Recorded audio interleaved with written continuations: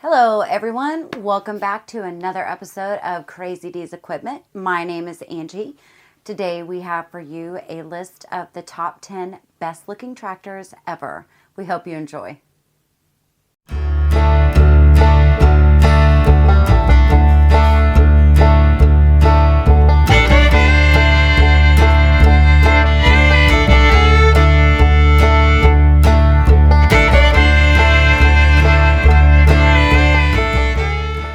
Number 10. Allis-Chalmers 8010. This tractor is manufactured by Allis-Chalmers as a row crop tractor in West Allis, Wisconsin. There were 1,832 built. The original price, $46,176.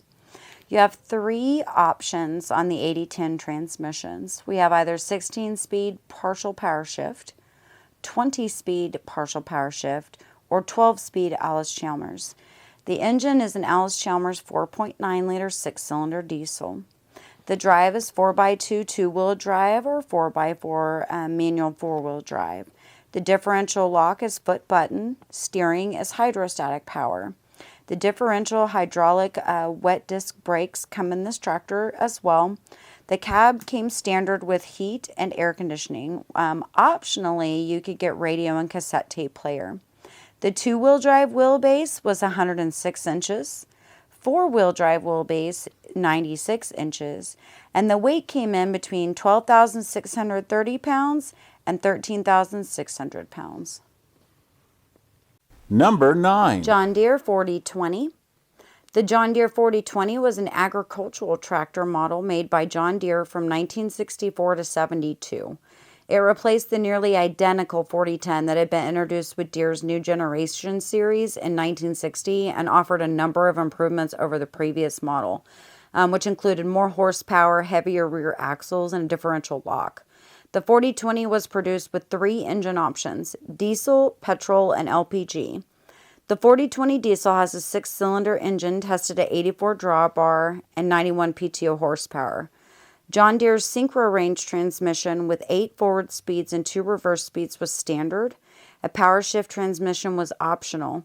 Other options included dual rear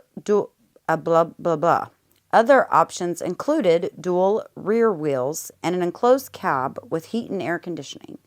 The 4020 is significant for its great popularity.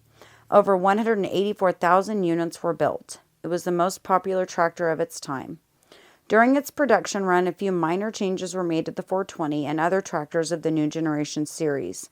Some of these improvements included moving the hydraulic levers from the left side of the dash to a console to the right of the operator, a narrower oval muffler for improved visibility, and a longer bent gearshift lever.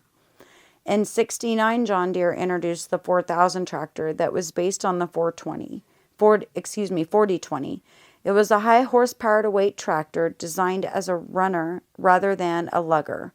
Using the same engine as the 4020 but being almost 1,000 pounds lighter, the 4000 could in the same amount of time pull a 4-bottom plow fast enough to cover the same acreage as a 4020 pulling a 5-bottom plow.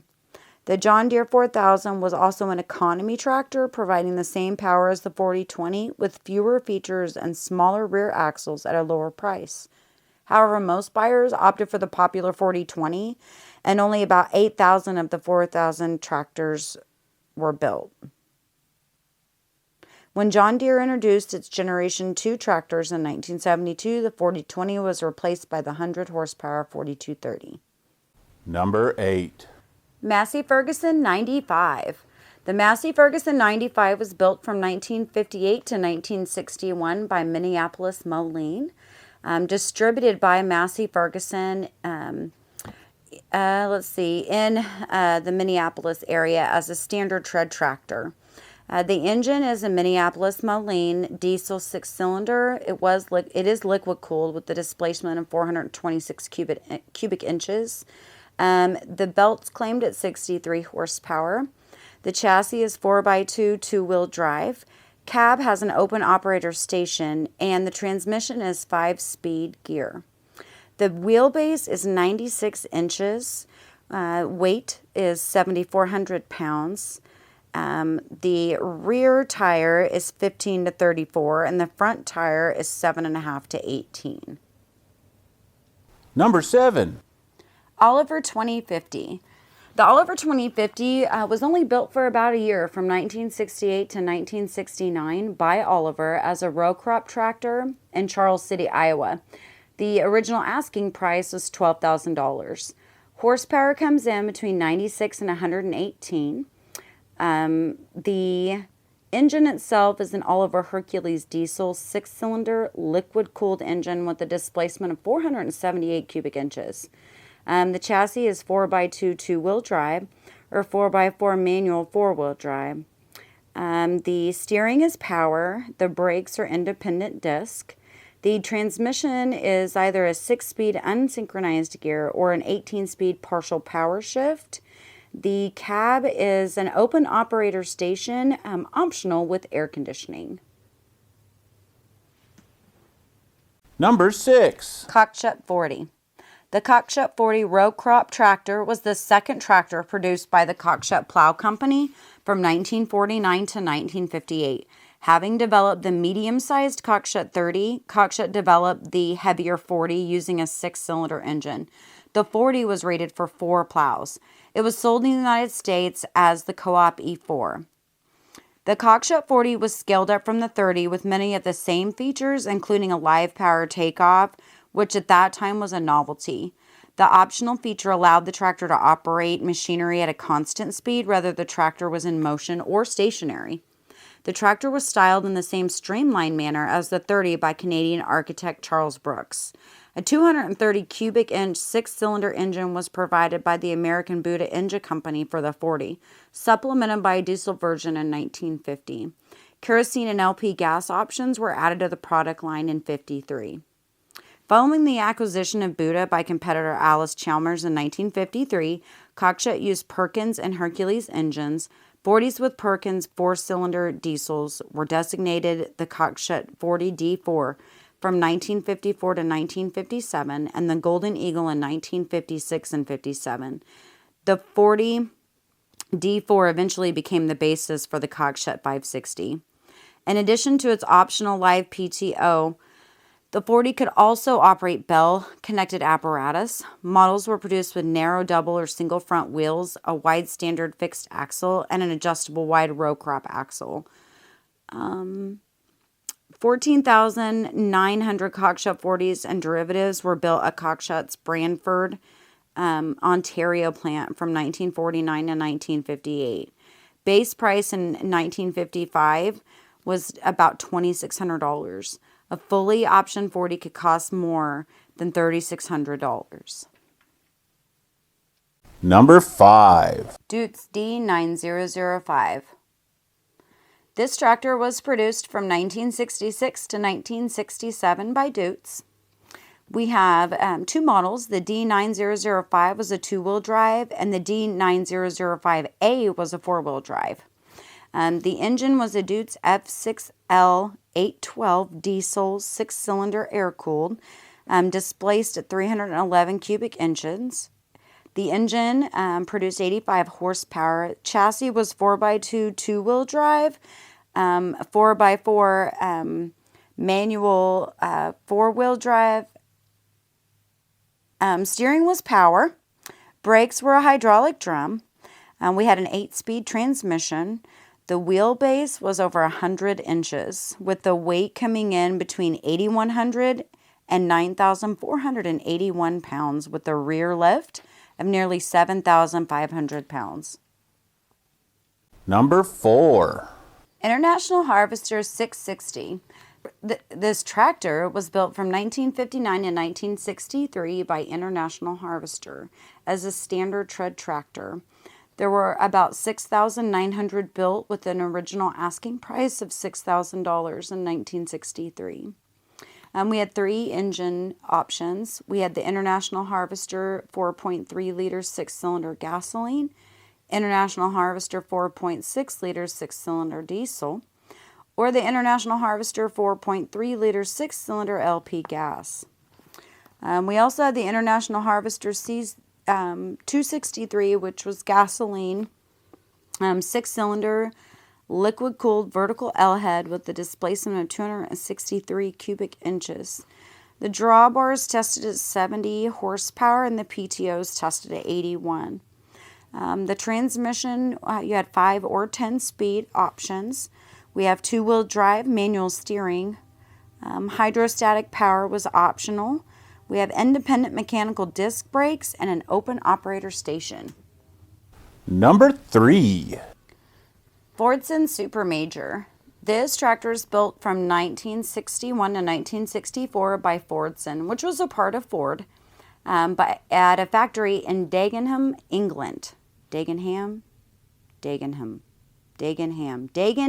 England. The Fordson Super Major was sold as the Ford 5000 in the United States. We have a couple of different options for the engine. We have a Ford diesel 4-cylinder, which was liquid cooled at 220 cubic inches. Or we had a Ford gasoline 4-cylinder, also liquid cooled, with a displacement of 199 cubic inches. Let's see here. Horsepower is coming in between 40 and 47. The chassis is a 4x2 2-wheel drive with a transmission, was 6-speed sliding gear, and the cab had an open operator station. Honorable mention! Silver King 445. The Silver King 445 was built in 1945 by Silver King, which is a part of Fate Root Health. This is a standard tread tractor, and these were built in Plymouth, Ohio. The engine is a Continental F162 gasoline engine, 4-cylinder and liquid cooled with the displacement of 162 cubic inches.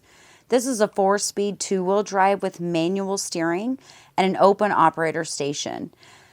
Silver King was a product of the Fate Ruth Heath Company in Plymouth, Ohio. FRH named its first tractor Plymouth in honor of the town where the company was based. The company immediately ran into trouble. Carmaker Chrysler took exception to the use of the Plymouth name, so a lawsuit ensued and was settled in Fate Ruth Heath's favor, but the company sold its rights to the name to Chrysler anyway.